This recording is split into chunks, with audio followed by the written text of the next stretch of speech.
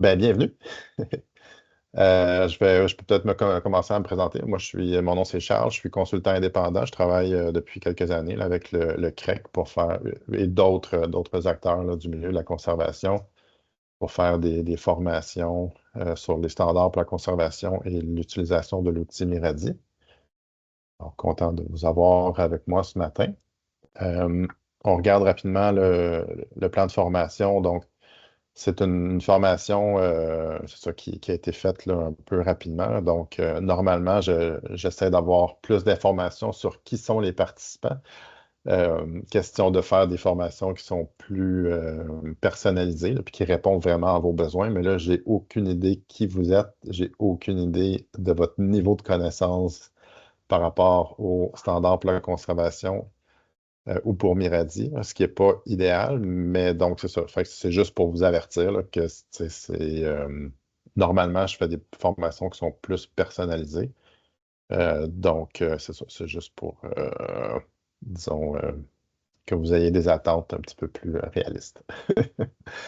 Donc, vous êtes divers acteurs de divers organismes qui, j'imagine, veulent tous apprendre à travailler avec les standards pour la conservation et le logiciel Miradi pour développer une variété là, de plans, que ce soit des plans de projet, des plans de conservation, des plans de gestion, ainsi de suite. C'est bon.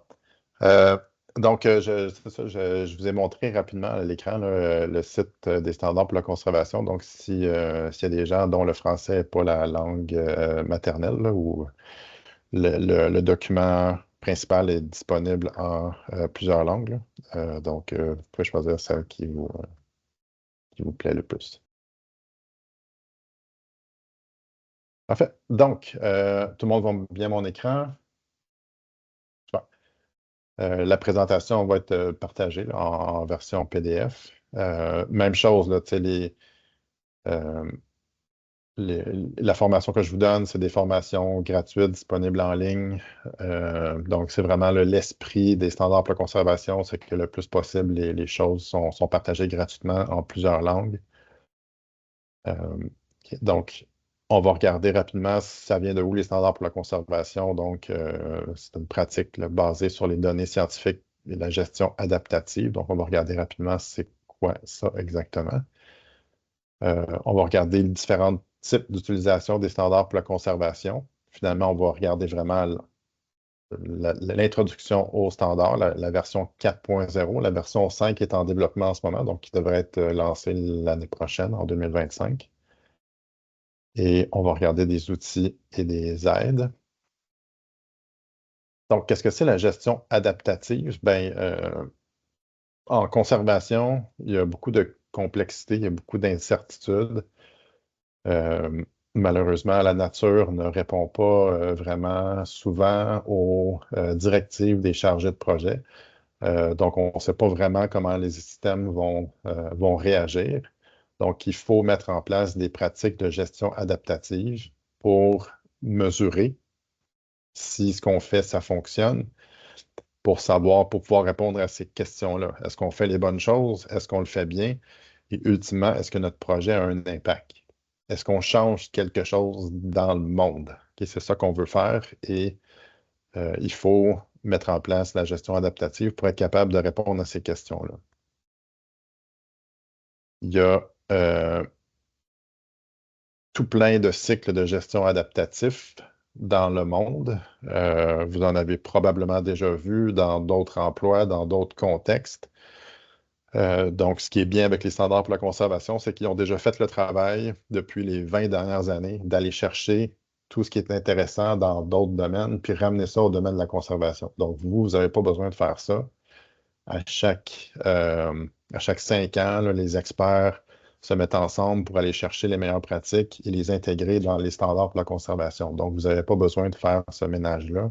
Cette recherche-là, les gens le font pour vous. Ça ressemble beaucoup aussi à la méthode scientifique. Donc, pour ceux qui sortent de l'université plus récemment, là, vous allez voir aussi des parallèles avec la méthode scientifique. Donc, on fait des hypothèses, on fait une expérience, On réalise l'expérience, on recueille les données, on analyse les données et on revoit les hypothèses. On fait des analyses pour voir si nos hypothèses se sont avérées vraies ou fausses. Mais c'est sûr que l'idée, c'est que dans la gestion adaptative, on fait un peu la même chose, mais plus rapidement avec souvent moins de moyens. Et donc, il y a moyen de faire ça quand même sans c'est ça, mettre le même niveau de temps et de ressources que pour un projet de recherche en milieu universitaire. Les standards sont utilisés à travers le monde depuis, comme je le disais, là, depuis 20 ans. Il y a des communautés de pratique partout dans le monde, des gens qui parlent plein de langues. Donc, c'est ça. Il y a beaucoup d'échanges de bonnes pratiques.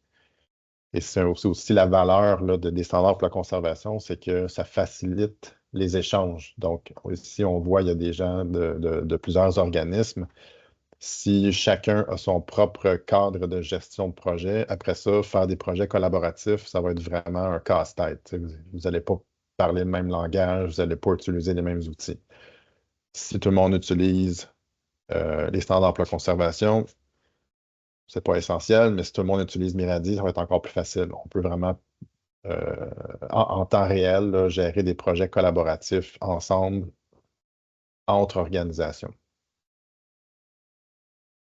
Il y a des plans, donc on peut faire des projets de conservation, des plans qui viennent sous différentes formes, différentes tailles, que ce soit des plans des plans de conservation pour des parcs nationaux, pour des organismes non lucratifs, des plans d'action pour des espèces en péril. Tous vont avoir les mêmes éléments, les mêmes langages qui se retrouvent dans les standards pour la conservation.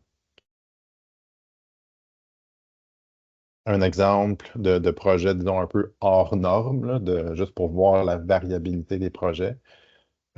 L'organisation Réseau Environnement a un programme d'excellence pour la biodiversité qui encourage les municipalités à mettre en place des mesures pour la biodiversité et faire le suivi d'indicateurs pour suivre la santé des écosystèmes, des espèces sur leur territoire. Et ce programme-là utilise les standards pour la conservation. On peut faire aussi des plans de gestion, des plans de conservation avec les peuples autochtones. Donc, il y a comme une alternative là, au standard pour la conservation qui est faite spécifiquement pour les peuples autochtones. Donc, utiliser un autre langage en essayant d'adopter un peu la vision des peuples autochtones. On peut le faire aussi pour le développement de, de, de plans organisationnels. Donc, le plan stratégique de votre organisation, pour toute votre organisation, toutes ses activités, peut se faire en utilisant les standards pour la conservation. Ça peut se faire au niveau des programmes de financement, par exemple. Donc, un programme de financement gouvernemental peut utiliser les standards pour la conservation pour planifier, designer le programme et suivre l'efficacité du programme.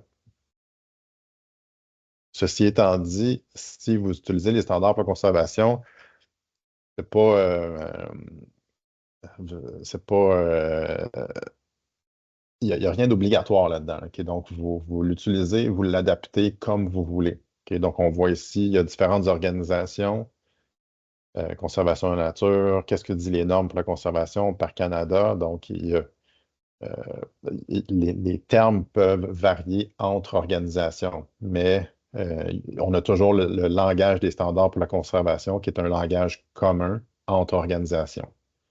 Donc, si on se parle à l'interne dans notre organisation, on peut adopter notre propre langage, mais si on parle à quelqu'un à l'externe, là, notre langage par défaut, ça va être le langage des standards pour la conservation. Tout ça pour éviter la confusion. Il y a vraiment tout plein de types d'organisations à travers le monde qui utilisent les standards pour la conservation. Ça, ici, c'est les membres officiels du Conservation Measures Partnership, qui sont les auteurs des standards pour la conservation. On a ici des organismes à but non lucratif, régionaux, locaux, internationaux. Il y a des gouvernements, il y a des fondations, qui sont membres et qui l'appliquent pour leurs opérations. Tu as des développeurs d'applications web, tu as vraiment de tout, là. Et tout ça, évidemment, tous ces organismes-là ont pour mission de protéger la biodiversité. Donc, le Conservation Measures Partnership a été établi en 2002.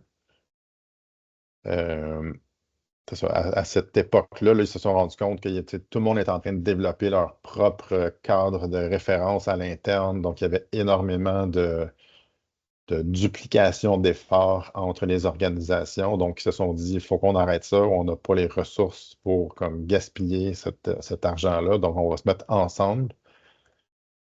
Donc, ils ont fait la première version, deuxième version, troisième version, quatrième version. Donc, là, on est rendu à la cinquième version. OK? Donc, je dis souvent, là, toute norme ou tout standard est souvent un peu mauvaise dans sa première version, OK? Parce que ça n'a pas été appliqué.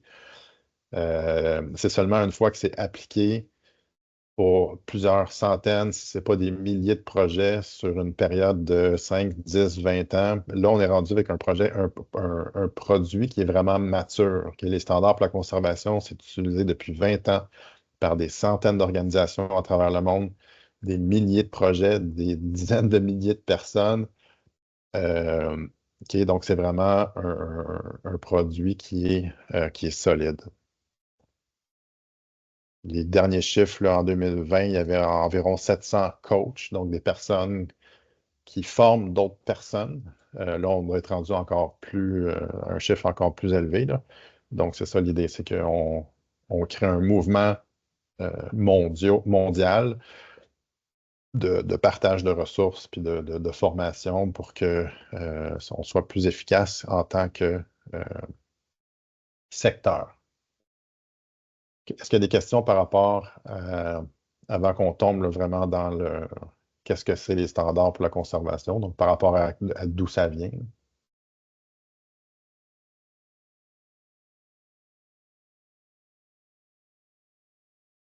Au niveau de la vitesse, est-ce que je vais trop vite ou ça va?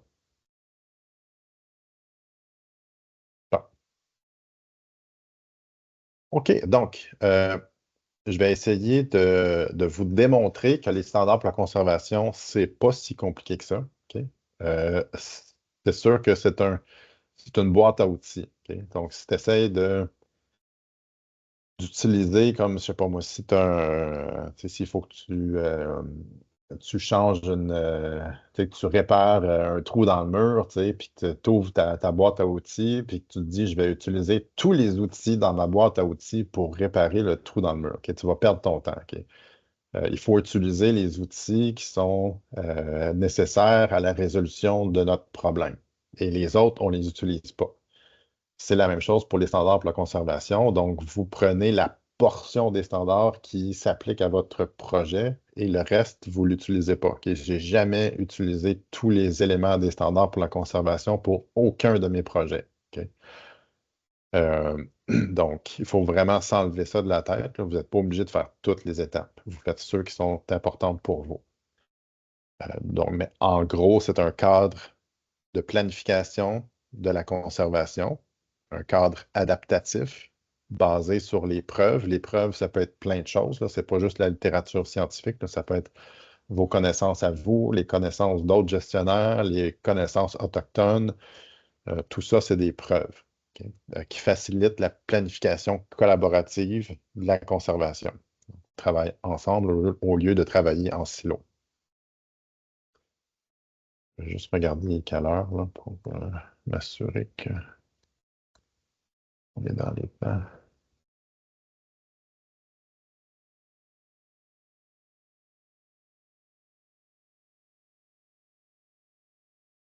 OK, c'est bon.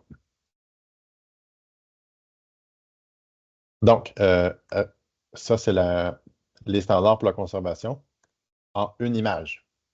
OK, donc, encore une fois, pour essayer de véhiculer l'idée là, que les standards pour la conservation, c'est relativement simple. Mais c'est une boîte à outils qui est profonde. On peut aller chercher beaucoup de choses, mais dans son essence, c'est pas si compliqué que ça. Euh, donc, la première étape, c'est au niveau de la conception. Donc, on fait la conception de notre projet. Puis là, je vais vous expliquer rapidement c'est quoi. Tu sais, il va y avoir des éléments qui sont un peu répétitifs dans la présentation. L'idée, c'est que si on répète la même chose souvent, ça va rentrer plus facilement dans notre tête. OK? Donc, au niveau de la conception, on va d'abord choisir notre équipe de projet. On va établir c'est quoi l'objectif général de notre projet. Qu'est-ce qu'on veut faire en gros, sans vraiment tomber dans les détails, là. Ensuite, on va regarder c'est quoi nos valeurs de conservation ou nos cibles de conservation, que ce soit des écosystèmes ou des espèces. On va identifier les menaces qui pèsent sur les espèces et les écosystèmes. On va faire l'analyse de la situation. Donc, c'est quoi le contexte dans lequel on travaille, le contexte politique, économique, social, pour bien comprendre l'environnement dans lequel on travaille. Pas juste l'environnement physique, biophysique, mais l'environnement humain. Ensuite, on tombe dans l'étape de planification. Donc, on va établir des buts. Donc, qu'est-ce qu'on veut avoir comme impact ultime à long terme au niveau des espèces et des écosystèmes. On va établir des stratégies. Donc, qu'est-ce qu'on veut faire pour se rendre là? Et on va établir nos hypothèses de travail. Comment est-ce que ce qu'on pense faire va nous amener à nos buts? Donc, comment est-ce que ce qu'on fait va nous amener à avoir un impact réel, concret, mesurable? Ça peut paraître simple, mais la plupart des projets de conservation n'écrivent pas leurs hypothèses. OK? Donc, si vous pensez que c'est simple, faites-le, puis on en parlera après. Euh, Ensuite, on va établir des objectifs plus concrets, à plus court terme, pour venir mesurer les résultats sans nécessairement attendre 5, 10, 15, 20 ans avant que les écosystèmes répondent à nos actions. Ensuite, on met en œuvre notre projet, on va sur le terrain, on fait notre plan de travail, on engage des gens, on assigne des ressources au projet, on fait le travail, on fait le suivi sur le terrain. Ensuite, on va préparer les données, on va analyser les résultats, on va adapter nos plans. OK? Juste ça ici, là, on va en reparler plus tard, là, la section préparer les données, analyser les résultats, adapter les plans. Encore une fois, ça peut paraître simple, mais je vous le dis tout de suite, la majeure partie des plans de conservation ne sont jamais mis en œuvre. OK? On fait un plan de conservation, on est yeah, on est vraiment bon, puis on fait rien. OK? Donc, faites attention de ne pas tomber dans ce piège-là. Il faut mettre en place des mécanismes pour faire le suivi de la mise en œuvre du plan de conservation pour que ça serve à quelque chose. Sinon, ça ne sert pas à grand-chose. Ensuite, on va partager. Il y a différentes façons de partager nos projets, que ce soit dans des rapports, des publications, des sites Internet. Puis on va voir aujourd'hui une façon de le partager, c'est si on fait notre projet dans Miradi, en un clic, on peut partager notre projet au reste du monde. OK? Mais encore une fois, il y a beaucoup de réticence à faire ce genre de choses-là parce qu'on a peur que, je sais pas, que notre projet soit, que notre projet fasse qu'on paraît mal. OK? Mais ce comportement-là, d'avoir peur de mal paraître, ça empêche le partage, ça empêche l'apprentissage et finalement, ça fait que tout le monde fait les mêmes erreurs. Puis tout le monde réinvente la roue parce qu'on a peur de partager nos projets entre nous. Et donc, il faut combattre cette crainte-là. Ensuite, il y a différents principes qui s'appliquent à toutes les étapes des standards pour la conservation. Donc, quand on a de l'incertitude, on utilise la gestion adaptative. Il faut contribuer aux bases de données de conservation euh, de différentes façons. On collabore avec les partenaires, on implique les parties prenantes, on encourage un environnement d'apprentissage et on documente nos décisions. Encore une fois, ça peut paraître nono, documenter nos décisions, mais la majeure partie des projets si on regarde puis on demande aux gestionnaires de projet, peux-tu me donner l'information sur l'état d'avancement de ton projet? Ils vont dire, ben attends, là, il va falloir que je te prépare un rapport puis que je mette ce qui est dans ma tête sur papier. En principe, ça devrait déjà être sur papier. Et tout le monde devrait documenter tout ce qu'ils font pour que ça soit facile à partager avec les autres. Et donc, c'est ça les standards pour la conservation. On a fini la formation. Non, c'est pas vrai. Donc, ça, c'était la vision, c'était l'idée d'ensemble. OK? Donc, là, on va regarder chacune des étapes en plus de détails. Est-ce qu'il y a des questions?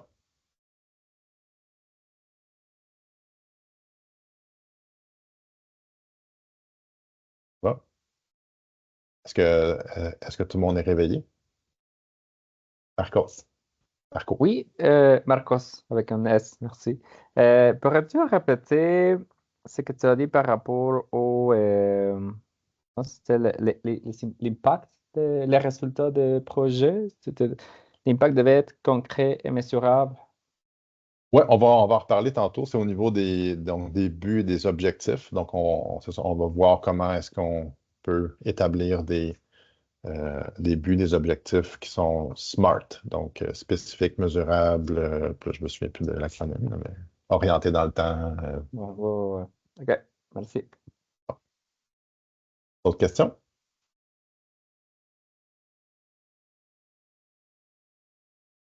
OK, donc, première étape, concevoir. Donc, comme je disais, on va établir l'objectif général, on va mettre en place l'équipe, la portée, la vision, nos cibles de biodiversité, on va évaluer la viabilité, on va identifier les menaces et euh, évaluer ou analyser la situation. Un exemple, si on a pour un parc national du Canada, l'objectif général. Donc là, l'équipe est en place, ils se sont dit, bon, qu'est-ce qu'on veut faire à peu près? C'est ça que ça donne. Donc, aussitôt que possible, il faut s'entendre sur qu'est-ce qu'on veut faire à peu près. Donc, l'objectif, c'est de restaurer, faire de la restauration dans le parc. On veut déterminer l'équipe qui est responsable, mener une analyse des parties prenantes, déterminer les résultats, définir le processus. OK, donc, c'est ça qu'on veut faire. C'est pour ça qu'on est ensemble. OK, ça n'a pas besoin d'être plus compliqué que ça. Mais il faut le faire le plus tôt possible. Ensuite, on va s'entendre sur la portée. Ça va être quoi les limites de notre projet? OK? Si on n'établit pas de limites, notre projet pourrait grandir à l'infini et on ne va jamais rien finir. Donc, ça peut être axé sur les sites, ça peut être, donc, il peut avoir une portée plus géographique, par exemple, un parc ou une région administrative. Ça peut être pas axé sur les cibles, ça peut être des écosystèmes ou des espèces ou thématiques. Ça va être plus comme, je sais pas, un thème, les changements climatiques ou c'est ça, plus axé sur une menace en particulier. Un exemple ici, donc encore une fois, on va pas, la portée, ça va être les écosystèmes forestiers d'un parc national au Canada. Il y a des gens en géomatique ici. Euh, on ne va pas voir vraiment là, en détail, là, mais l'idée, c'est que le contenu du plan de conservation est développé en parallèle et de manière très imbriquée avec les données géomatiques. OK? Donc, la structure des données géomatiques devrait refléter le plan et la structure du plan de conservation dans Miradi euh, pour que les données géographiques alimentent le plan de conservation et vice-versa. Il y a des fonctionnalités géomatiques dans Miradi. Il va y avoir c'est ça, partout là, dans le processus, il va y avoir des cartes qui vont être produites pour informer le processus. Mais c'est sûr que Miradi, ce n'est pas un système d'information géographique. OK? On va toujours utiliser QGIS, ArcGIS, peu importe ce qu'on utilise comme système d'information géographique, mais on peut migrer certaines informations, certains shapefiles vers Miradi pour alimenter, dans le fond, le plan de conservation, puis de mettre des données spatiales. Bon, où sont les menaces, où sont les cibles, où sont les stratégies pour qu'on voit, pour qu'on puisse comme coordonner notre travail dans l'espace, pas juste dans le temps, puis pas juste par rapport aux thématiques. Donc, on peut dire, toi, tu travailles sur telle chose, mais tu travailles ici. Toi, tu travailles sur telle autre chose et tu travailles là-bas. OK? Donc, on va établir une vision.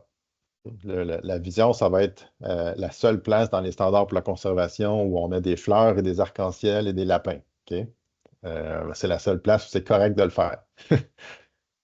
Donc, c'est relativement général, c'est visionnaire, faut pas que ce soit trop long. OK? Faut que c'est notre elevator pitch. OK? Si tu rencontres quelqu'un dans un ascenseur, puis il te demande c'est quoi ton projet, il faut que tu sois capable de dire boum, c'est ça mon projet. OK? Si ta vision fait comme 5 phrases de long, c'est trop long.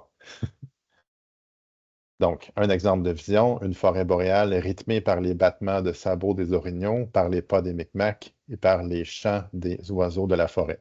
OK? Donc, c'est poétique. C'est pas obligé d'être aussi poétique, mais on est dans cet esprit-là. Là. OK? Donc, ensuite, là, on tombe plus dans le concret. Donc, nos cibles de conservation, dans la prochaine version des standards pour la conservation, on va euh, abandonner un peu là, le terme de cible et on va adopter le terme valeur. OK? Quelles sont nos valeurs de conservation? Quelles sont nos valeurs de biodiversité? Donc, ça peut être des écosystèmes, des espèces, des habitats. Et c'est quoi les cibles ou les valeurs de bien-être humain, moyens de subsistance, santé, cohésion sociale, sécurité, gouvernance. OK? Donc, on reconnaît que on ne peut pas protéger la nature sans donner des bonbons aux populations autour. Donc, faut comprendre qu'est-ce que les gens veulent pour en arriver à des résultats concrets pour la nature. Donc, un exemple concret ici, on a les cibles de biodiversité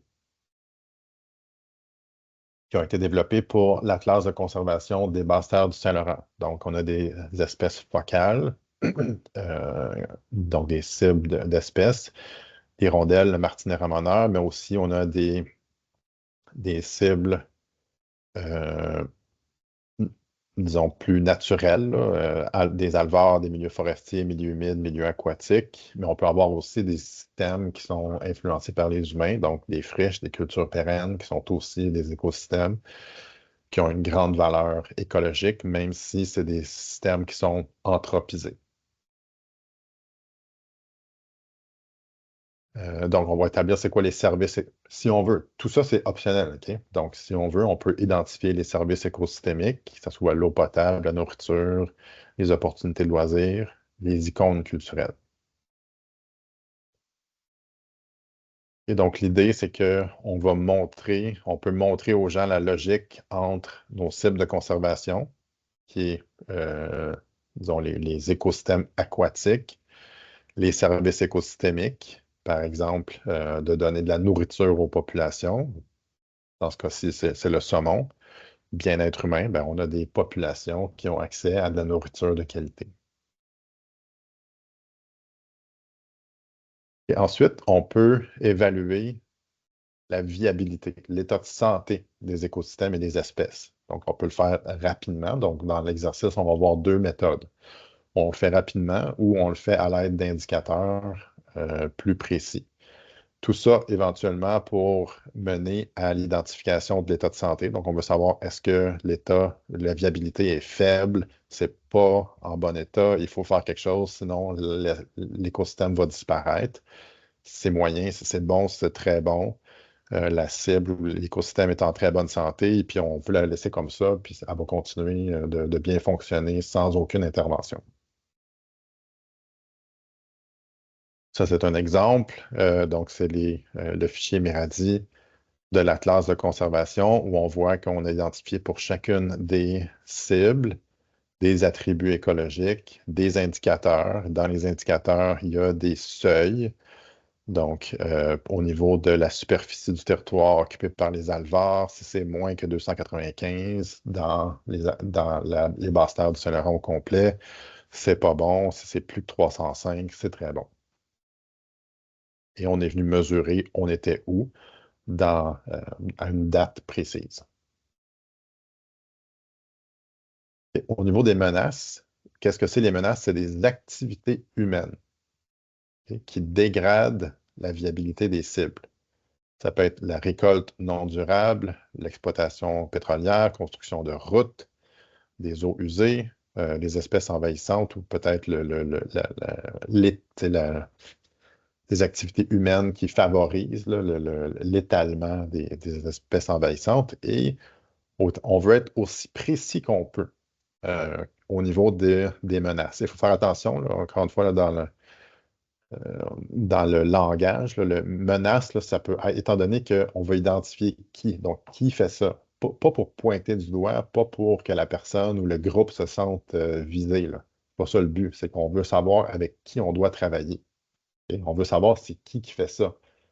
Et quand on va voir ces personnes-là, c'est toujours bien de peut-être pas utiliser le terme menace, mais utiliser par exemple le terme pression. Ok? Donc, il ne faut pas oublier que ces personnes-là, ces groupes-là, ils font ces activités-là en pensant bien faire et souvent, c'est pour nourrir leur famille. Ok? Donc, si tu vas les voir puis tu leur dis Ah, ce que tu fais dans la vie, c'est une menace pour la biodiversité, il ne sera peut-être pas content. Ok? Donc, il faut faire attention dans la façon qu'on approche les gens. L'idée, c'est pas de tomber dans la confrontation, mais peut-être juste d'établir une discussion, voir, bon, OK, oui, je comprends, tu as besoin de faire ça pour gagner ta vie, c'est super. Tu le fais très bien, mais voici quelque chose que tu pourrais peut-être modifier pour diminuer ton impact. Et donc, et on va venir placer ça dans nos diagrammes, dans nos analyses de la situation. Donc, on a des cibles de biodiversité ici à la droite en vert. Et on va venir identifier des menaces, donc des activités humaines euh, ou des éléments de la biodiversité qui ont été modifiés par l'activité humaine, qui vont venir avoir des impacts sur nos cibles de biodiversité.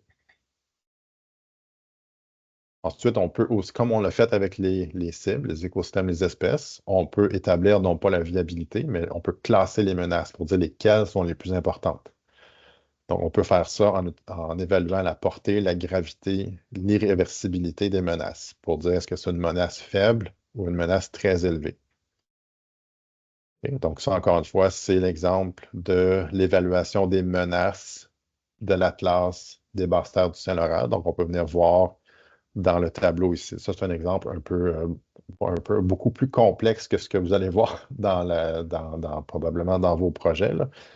Donc, il ne faut pas avoir peur de ce graphique-là, là, mais ça vient nous dire, bon, visuellement, là, on voit, OK, bon, c'est ici qu'il faut qu'on se concentre, là où il y a du rouge, puis là où il y a du jaune. Là où il y a du vert pâle, puis du vert, c'est peut-être pas là où on devrait comme mettre le plus de nos efforts. OK, donc, c'est juste idée de venir facilement prioriser où on va agir et où on va peut-être décider de ne pas agir ou peut-être qu'on va laisser ça à d'autres partenaires. Les changements climatiques, donc dans les standards pour la conservation, il y a une méthode pour intégrer les changements climatiques. On ne va pas l'avoir aujourd'hui, c'est une formation plus avancée, mais en général, même si ce n'est pas en tant que tel, les changements climatiques, ce n'est pas une activité humaine. L'activité humaine, c'est la génération de gaz à effet de serre. OK? Mais pour rendre ça plus concret, par convention, on va dire, c'est quoi exactement les changements du climat. Donc, plus ou moins de neige en hiver, des températures extrêmes, des catastrophes, ainsi de suite. Donc, on va venir vraiment dire que ça va être quoi les changements spécifiques dans le climat, là où on est, pour venir comprendre comment est-ce que ça va venir influencer notre système et voir comment est-ce qu'on peut agir par rapport aux changements climatiques. OK, donc, on ne va pas en parler plus longuement aujourd'hui. Donc, ensuite, on arrive à la situation de la conservation, l'analyse de la situation. Donc, on a déjà commencé avec nos cibles et nos menaces. Là, on va venir rajouter des menaces indirectes ou des opportunités. Donc, on va identifier c'est qui les parties prenantes, encore une fois, qui sont derrière ces menaces indirectes, ces facteurs indirects. On peut, si on veut, utiliser un modèle de la situation dans Miradi, mais on n'est pas obligé. Ça peut se faire en texte. Donc, on peut écrire des pages et des pages de texte. C'est tout aussi valable. Donc, les diagrammes, c'est pour ceux qui aiment les diagrammes. Si vous n'aimez pas les diagrammes, n'utilisez pas, puis mettez du texte. Et c'est toujours important de venir valider avec des personnes qui connaissent le terrain, des acteurs du milieu. OK? Donc, si notre projet touche le milieu agricole, il faut aller voir des agriculteurs ou des responsables du milieu agricole pour venir valider notre compréhension du secteur. Ou si c'est le secteur forestier, il faut aller voir le secteur forestier parce que, surprise, surprise, vous avez vos billets, tout le monde a ses billets. OK? Donc, ce que nous, on pense qui se passe sur les terres forestières, c'est probablement pas exactement comme ça que ça se passe. OK? Donc, c'est ça l'avantage d'avoir une analyse de la situation, c'est qu'on peut aller voir les gens et demander est-ce que c'est vraiment comme ça que ça se passe dans le vrai monde? Puis ils vont dire ben non, c'est pas comme ça. Fait que là, tu vas venir corriger ta perception, encore une fois, pour avoir un meilleur projet. Donc, l'analyse de la situation, si on utilise des diagrammes, si on utilise Miradi, ça peut ressembler à quelque chose comme ça. Ça peut être plus beau que ça. Il faut faire attention là, avec les flèches et les boîtes. Là. Donc, ça peut. Il y a tout un travail là, d'esthétique là, pour rendre ça visuellement efficace comme outil de communication. Mais l'idée, c'est ça, c'est qu'on va avoir nos cibles à droite, les menaces dans le milieu en rouge, et en orange, on va avoir des menaces indirectes, des choses qui alimentent les menaces. Donc, c'est comme la politique d'interdire la chasse en tant que telle, ça n'a pas de conséquences. Une politique n'a pas de conséquences directes dans le monde réel. Si les gens ne peuvent pas chasser, là, ça va, si les gens arrêtent de chasser, là, ça va avoir un impact sur la surabondance de l'orignal, par exemple. On peut identifier aussi des opportunités. Il y a différentes façons de venir montrer des opportunités. On peut mettre un plus, on peut mettre le texte en vert. Donc, il ne faut pas juste montrer là, une vision du monde défaitiste, négative et déprimante. Il y a des choses dans le monde qui sont bonnes, puis il faut les mettre. Et il y a des choses qui nous aident. Ça, c'est un exemple d'un modèle de la situation. Donc, c'est pour la réserve naturelle GO de l'Université McGill, donc le Mont-Saint-Hilaire. On est venu identifier les cibles de biodiversité, les cibles de bien-être humain, les activités de loisirs qui sont prohibées sur la réserve et qui ont des impacts. Et ensuite, on a identifié un facteur contribuant, le manque de sensibilisation. Ici, les restrictions aux accès officiels peuvent engendrer une augmentation des accès illicites. Donc, on vient identifier c'est quoi les facteurs qui vont contribuer aux activités prohibées.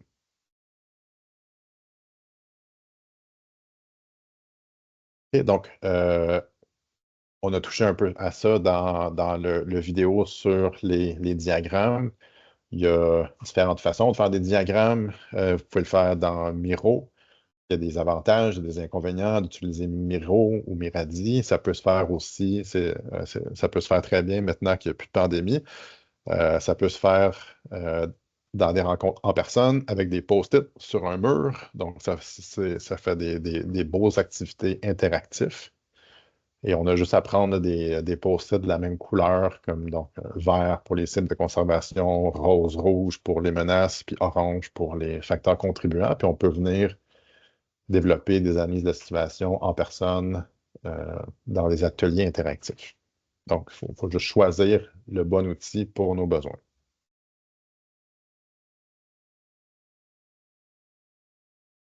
Est-ce qu'il y a des questions?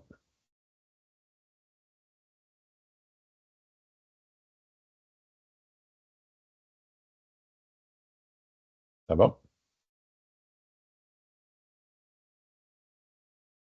Je vais regarder si on a des idées de projet. Ah, on n'a pas d'idées de projet. Donc, n'oubliez pas de penser à vos idées de projet. OK, on continue. On est rendu à l'étape de planification. Donc là, après l'étape de conception, on comprend c'est quoi la situation dans laquelle on travaille, mais on n'a pas décidé qu'est-ce qu'on allait faire encore. encore une fois, tout ça, c'est des options, des étapes qui sont optionnelles. OK? On n'est pas obligé de faire l'analyse de la situation. On peut juste tomber directement dans la planification. OK? C'est comme vous voulez. Donc, on va voir qu'est-ce que c'est un but, qu'est-ce que c'est une stratégie, c'est quoi une théorie du changement, comment est-ce qu'on peut faire le suivi. Donc, les buts, c'est des énoncés qui sont liés aux cibles de conservation, donc qui sont liés aux écosystèmes et aux espèces qui sont présentes dans notre territoire. On va venir décrire c'est quoi l'état futur désiré. Donc, il faut que ce soit spécifique, mesurable, il faut que ça soit orienté vers l'action, il faut que ça soit orienté vers les résultats et orienté dans le temps. Il y a aussi, donc ça, souvent, ça va être vraiment mesurer l'impact au niveau de la biodiversité. Souvent, ça va prendre du temps. OK? Donc, souvent, les buts, ça va être sur une période de 10, 15 ou même 20 ans. OK? Euh, on peut aussi établir des objectifs qui sont comme un peu des objectifs intérimaires. Donc, comment est-ce qu'on peut mesurer des changements dans notre analyse de la situation ici? Donc, on peut venir mettre des objectifs un peu partout ici, au niveau des facteurs, au niveau des menaces, pour venir, avant d'être capable de mesurer des changements sur les écosystèmes, on peut vouloir mesurer l'impact sur des menaces qui vont répondre souvent un peu plus rapidement. Donc, on peut mesurer dans 1 an, 2 ans, 3 ans, si par exemple, on a un impact sur le comportement des chasseurs, par exemple. OK? Euh, donc, Marcos, je ne sais pas si ça répond à ta question, mais pour les. Ouais. Oui, merci. Donc, dans une formation où on a plus de temps, on verrait des exemples de buts, des exemples d'objectifs, mais là, on n'a pas le temps aujourd'hui. OK. Ensuite, on va, donc une fois qu'on a établi où est-ce qu'on veut se rendre, OK, donc la conception des projets de conservation, ça se fait avec la fin en premier. OK, donc, où on veut se rendre, puis une fois qu'on sait où on veut se rendre, là, on établit le chemin pour se rendre là où on veut. OK, un peu comme quand on planifie un voyage. OK, on dit, bon, j'aimerais ça aller en Gaspésie. Donc, comment je vais faire pour me rendre en Gaspésie? OK, la même chose. Donc, les stratégies, ça va nous aider à prioriser qu'est-ce qu'on veut faire, identifier des points d'intervention. Donc, là où on va décider d'agir et là où on va décider de ne pas agir. On ne peut pas tout faire. C'est impossible.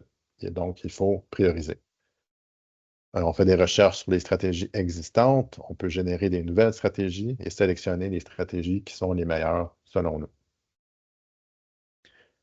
Je partage ici une ressource qui est de plus en plus utilisée, là, le site Conservation Evidence, qui est un site qui est alimenté par des scientifiques à travers le monde. L'initiative est basée à l'Université de Cambridge, en Angleterre. Donc, tu as un paquet de geeks à travers la planète qui font des revues de littérature, des analyses systémiques, qui épluchent des centaines et des centaines d'articles scientifiques pour que vous n'ayez pas besoin de le faire. Et après ça, ils disent, bon, telle ou telle action de conservation, selon la littérature, est-ce que ça a un impact prouvé, positif, négatif ou neutre? Donc, ça vous permet de savoir, avant de mettre des activités en œuvre, c'est ça, qu'est-ce qui est réellement efficace et qu'est-ce qui est potentiellement inefficace, donc je ne devrais pas le faire, ou des choses où il y a un peu plus d'incertitude, puis c'est là qu'on va mettre en place la gestion adaptative pour venir tester nos hypothèses, parce qu'il n'y a pas de littérature scientifique qui nous dit clairement si ça marche ou si ça ne marche pas. Donc, on va venir identifier des stratégies. Il y a différents types de stratégies. On peut décider de restaurer des cibles. Donc, c'est les activités en vert ici. Donc, on va vraiment travailler directement sur les écosystèmes et sur les espèces, faire de la restauration. On peut travailler aux réductions des menaces. Donc, on va travailler avec les acteurs, les parties prenantes pour qu'ils modifient leur comportement, qui ont des impacts négatifs directs sur la biodiversité. ou on peut travailler sur des conditions favorables. Et donc, ce qu'on fait en ce moment, ce que moi je fais en ce moment, je fais une formation, vous participez à une formation. Donc, on est ici, là, on est dans une stratégie de conditions favorables. Demain matin, là, il n'y aura pas d'impact sur la biodiversité de cette formation-ci. OK? Donc, mais éventuellement, vous allez aller sur le terrain, vous allez faire des actions. Donc, on est dans une stratégie de formation qui est une stratégie de conditions favorables.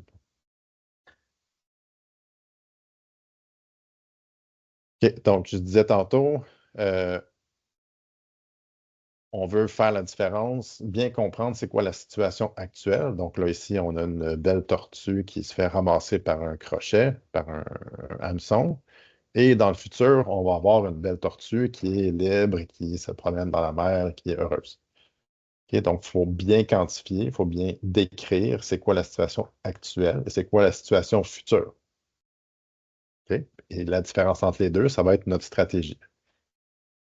Il faut faire attention de ne pas tomber dans la pensée magique. OK? Souvent, les projets de conservation vont dire, bon, je vais faire ça, mais ils ne vont pas décrire c'est quoi leurs hypothèses, puis ils ne vont même pas décrire ça va être quoi les mesures pour savoir si leurs projets vont avoir un impact réel sur la biodiversité. Je donne un exemple. Je vais faire une campagne de sensibilisation sur TikTok et je vais sauver la planète. OK? On en voit beaucoup des trucs comme ça. Là, on est dans la pensée magique. OK? Il n'y a rien qui prouve que ta campagne sur TikTok, ça va changer quoi que ce soit. Donc, un peu comme ça ici, je vais mettre un panneau de signalisation. Pas d'ours polaire par ici. Là, l'ours polaire va passer, il va dire, il va lire le panneau, puis là, il n'ira pas là. Tu sais. Ça ne marche pas de même. Donc, les standards pour la conservation nous amènent à clarifier nos hypothèses à l'aide de chaînes de résultats. Si vous voulez l'utiliser, vous n'êtes pas obligé. OK? Il n'y a pas beaucoup de projets dans lesquels je fais des chaînes de résultats. Mais si vous voulez, pour vous, dans le contexte de vos projets, si c'est utile, vous pouvez le faire. Donc, ça nous amène à tester nos hypothèses sur l'efficacité d'une stratégie, de fixer des délais réalistes et de mettre en évidence des domaines d'incertitude. OK? Une fois que vous allez documenter votre chaîne de résultats pour votre campagne TikTok, là, vous allez vous rendre compte qu'à quelque part, votre logique commence à être un petit peu moins solide. Puis là, vous allez, OK, peut-être que je devrais repenser à ça un peu, tu sais, puis peut-être que c'est ça. Peut-être que c'est pas une mauvaise idée de faire ma campagne TikTok, mais il faudrait que je fasse d'autres choses aussi, parce que je ne vais pas nécessairement arriver à des résultats concrets.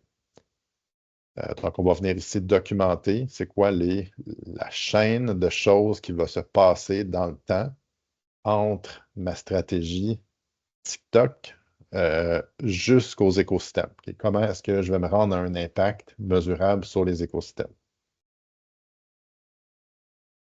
Comment est-ce qu'on fait cette chaîne de résultats-là? On peut le faire à partir de rien. Donc, on peut juste commencer directement à développer notre chaîne de résultats ou on peut partir de notre modèle contextuel, notre modèle d'analyse de la situation. Donc, on a déjà évalué des facteurs contribuants, des menaces, des cibles.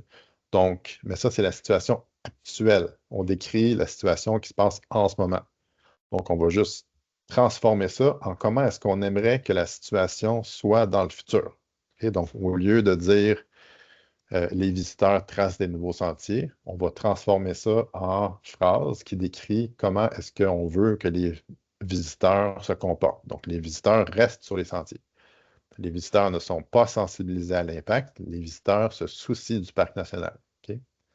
Donc, on va venir documenter notre chaîne logique de comment est-ce qu'on va changer le comportement des gens basé sur notre analyse de leur comportement actuel. C'est bon? Donc, maintenant, on tombe dans la mise en œuvre. Donc, on met en œuvre nos actions, mais avant, il faut faire un plan de travail, il faut donner des tâches aux gens, il faut avoir de l'argent. On met en œuvre notre projet, on prend des notes pour dire qu'est-ce qu'on fait, on fait le suivi et on fait des rapports. Tout le monde qui travaille dans le milieu de la conservation est familier avec la production de nombreux rapports.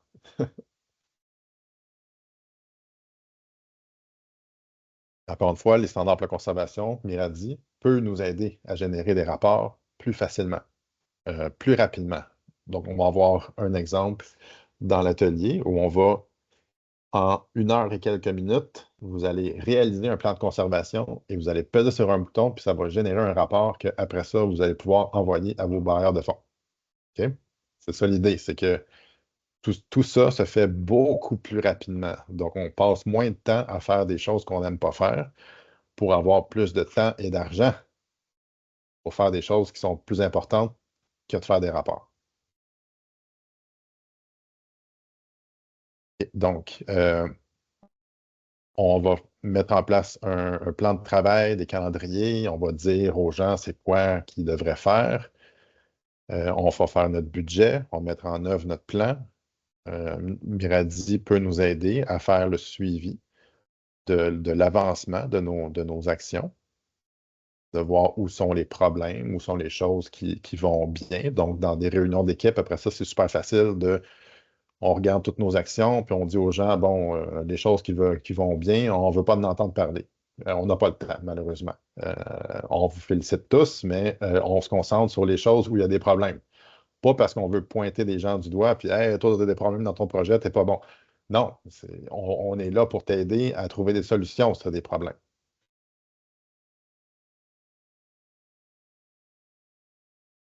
OK? Donc, un exemple, on va identifier des actions, on va dire qui va faire les actions, ça va être combien de temps ça va nous prendre, quand est-ce qu'on va le faire et ça va être quoi le livrable.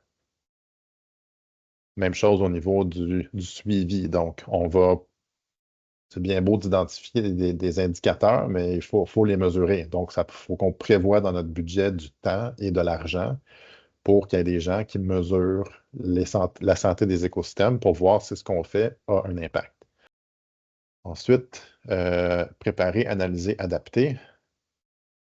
Donc, il y a différentes façons là, d'analyser. On peut analyser la mise en œuvre. Donc, est-ce qu'on fait ce qu'on a dit qu'on allait faire?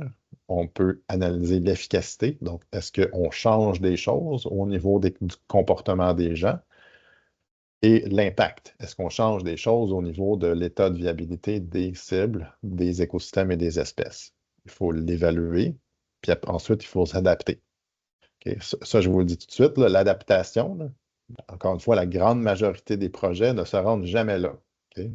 On fait un plan de conservation, on ne le met pas en œuvre, on ne documente pas ce qu'on fait, c'est sûr qu'on ne va pas faire d'adaptation. OK? Donc, il faut vraiment pousser la machine. Si on fait un plan de conservation, il faut s'engager à en faire le suivi à chaque mois avec nos partenaires pour dire qu'est-ce qu'on fait. Et il faut qu'on ait des réunions et à chaque mois ou à chaque 6 mois, il faut qu'on se dise, bon, qu'est-ce qui ne fonctionne pas. Et si vous avez un plan de conservation, vous n'avez pas de réunion récurrente avec vos partenaires pour faire le suivi de votre plan et pour voir s'il y a des changements à faire dans la mise en œuvre, vous avez fait un plan de conservation pour rien. OK?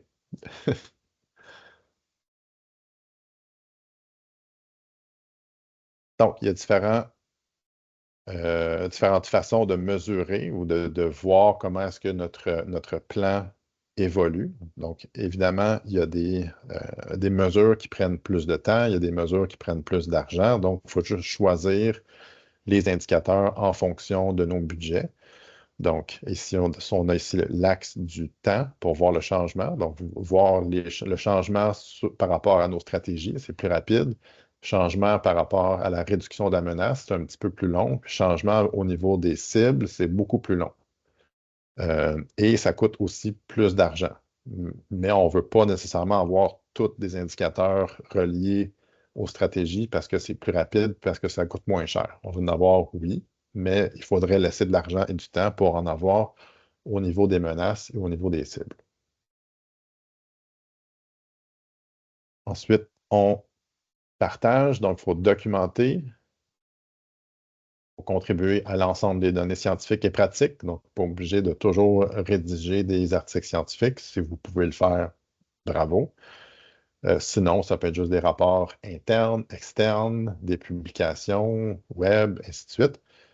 Il faut faire attention aussi de documenter nos réussites, mais également nos échecs. OK? Si on cache les choses qui ne fonctionnent pas à nos partenaires, ils vont le faire, eux autres aussi. Ils vont dépenser de l'argent, ils vont dépenser du temps. OK? Donc, il faut faire attention. Il faut documenter nos échecs, il faut partager nos échecs, il faut dire aux autres, faites pas ça, je l'ai essayé, ça ne marche pas. Dépensez pas d'argent, dépensez pas de temps. Ou si vous le faites, faites-le d'une façon différente, parce que moi, la façon que je l'ai faite, ça ne fonctionne pas. OK? Et ça, faut vraiment comme rentrer ça dans les valeurs de l'organisation. Donc, il faut qu'au niveau de la gestion, des gestionnaires, il faut qu'on encourage les gens à partager leurs échecs et non pas à les cacher. OK? Donc, ça ne va pas se faire facilement, évidemment, là, mais ça fait partie des messages qui sont véhiculés par les standards pour la conservation. Tout ça va nous amener à avoir plus confiance. OK?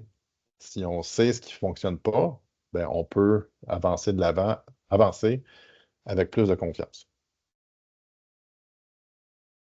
Partager, donc ça peut être encore une fois avec différents types de communication, essayer de faire des recommandations claires. Si vous faites un projet comme le mien, voici les choses que je vous suggère de faire ou de ne pas faire.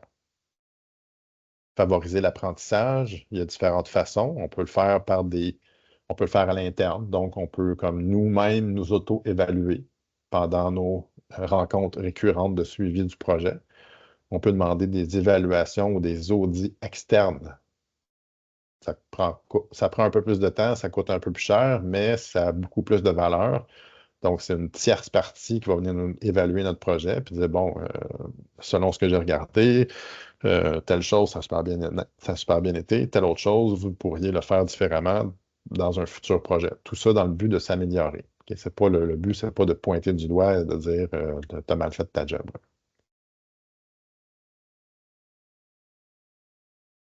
Oh. OK, donc, ça fait le tour de l'introduction au standard pour la conservation, mais en finissant, je vais vous partager des citations de gens qui ont utilisé les standards. Donc, ce cadre m'a permis de transformer ma capacité à lutter contre la pieuvre. Donc, pour ceux qui ne sont pas au courant, là, comme quand tu as un projet que tu es comme, mon Dieu, je ne sais pas par où commencer parce que la pieuvre, elle bouge tout le temps. Typiquement, c'est ça qui arrive quand on nous donne un projet de conservation. Tu es comme, mon Dieu, mais c'est tellement compliqué, je ne sais pas par où commencer. Les standards pour la conservation, ça va vous aider à gérer des projets comme ça qui ont l'air d'être sans queue ni tête. J'ai pu mieux comprendre les défis complexes de la conservation, adopter une approche stratégique pour les relever. Un autre, les normes de la conservation sont importantes pour réunir des organismes et des personnes afin de prendre des décisions compliquées. Okay? Donc, ça facilite la collaboration pour apprendre ensemble. Est-ce qu'il y a des questions, commentaires avant qu'on voit les outils?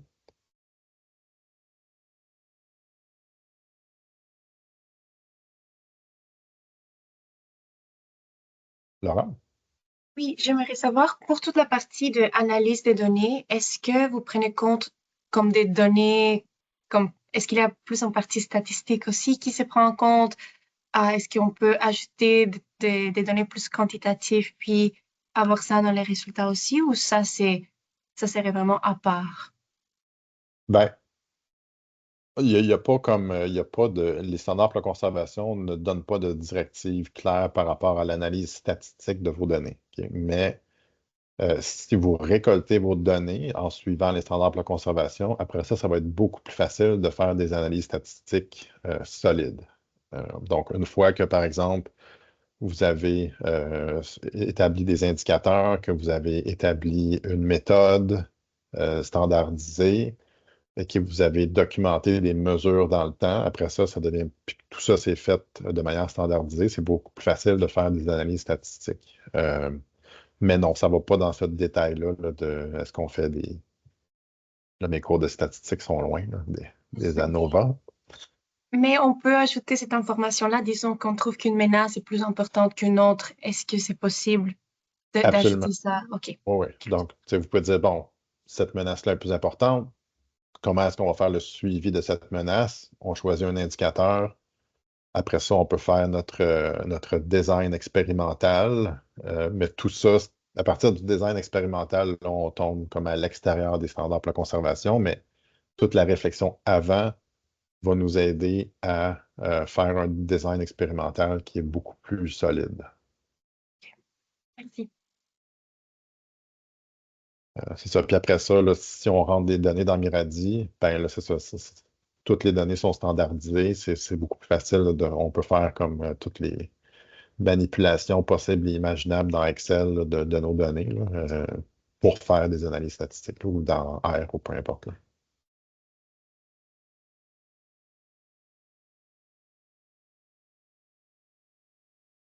D'autres questions? Non. Ah, Marcos. J'aurais une question si personne ne participe pas. Euh, Pourrais-tu revenir à la diapositive sur la mesure du coût, du temps et de la confiance? Ouais. Je n'ai pas trop compris les graphiques, mais je trouvais ça intéressant. Oui, celle-là.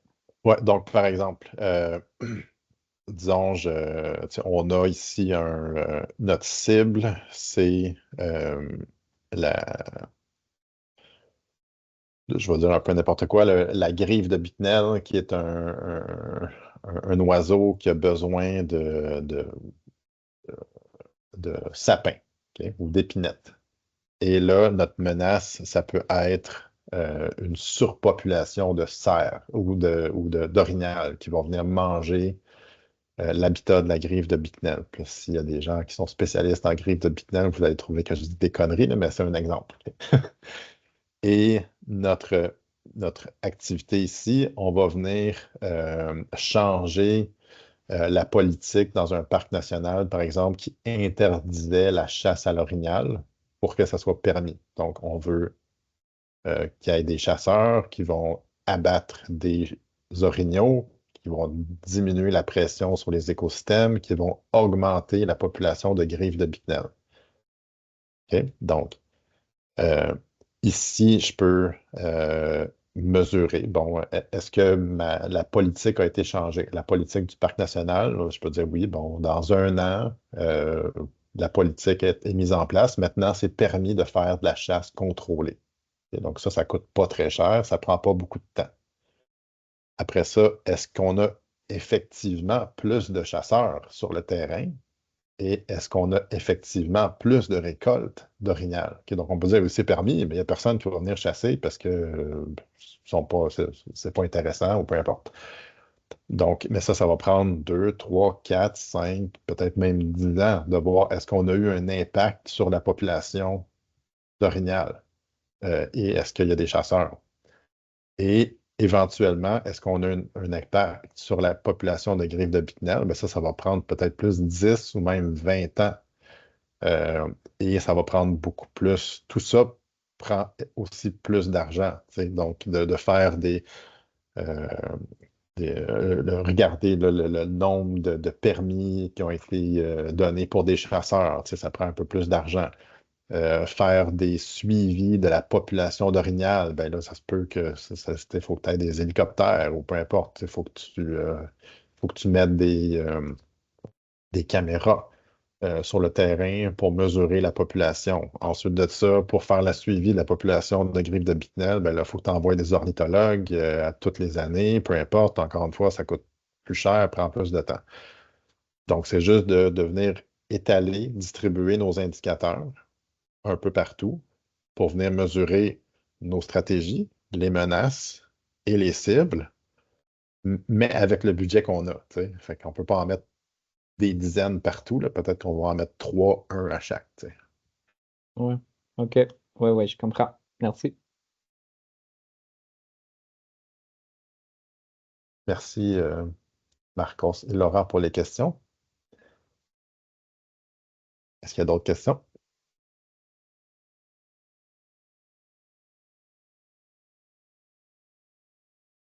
Parfait. Donc, l'autruche est en train de s'endormir. Elle nous dit de continuer. Au niveau des ressources, il y a un réseau de coachs. Donc, il y a un réseau dans chaque continent qui peuvent vous aider. Il y a des formations, différents types de formations comme aujourd'hui. Il y a des formations plus poussées aussi, si vous voulez avoir des formations plus poussées ou même des formations de coach pour que vous, après ça, vous puissiez donner des formations comme moi. Moi, je ne suis pas coach, je ne suis pas certifié coach, mais c'est ça, c'est pas obligatoire d'être certifié pour donner des formations. Il y a le logiciel Miradi, on va en parler. Il y a un réseau d'enseignants d'université qui enseignent les standards pour la conservation dans leurs cours. Il y a les classifications standards, donc on va avoir un exemple tantôt. Donc le réseau coach, formation. Il y a des documents, donc comme je l'ai dit, là, les standards pour la conservation, c'est disponible en plein de langues.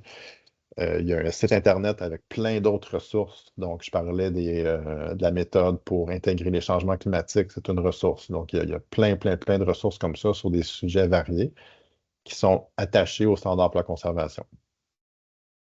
Il y a un cours en ligne qui est disponible seulement en anglais, là, conservationtraining.org, qui est un cours comme c'est ça, que tu suis là, à ta vitesse, là. Il y a différents sites Internet. Ça, c'est le cours en ligne qui est gratuit. Mais encore une fois, seulement en anglais. Tu as des universités aussi qui donnent des cours. Le logiciel Miradi, on va en parler plus tard. Réseau d'universités et la classification standard. Donc, il y a le ministère des. Ça a changé de nom, là, mais maintenant probablement le MDDELFFPC, MDDELCC, utilise les standards, utilise les classifications standards du Conservation Measures Partnership pour classifier les occurrences des espèces en péril, donc au niveau des menaces et des stratégies. Donc, c'est vraiment une longue liste là, de tout ce que vous pouvez penser faire comme action de conservation ou tout ce qui est possible et imaginable en termes de menaces qui a été classifié. Donc, ça peut aider également là, au niveau de l'analyse des données.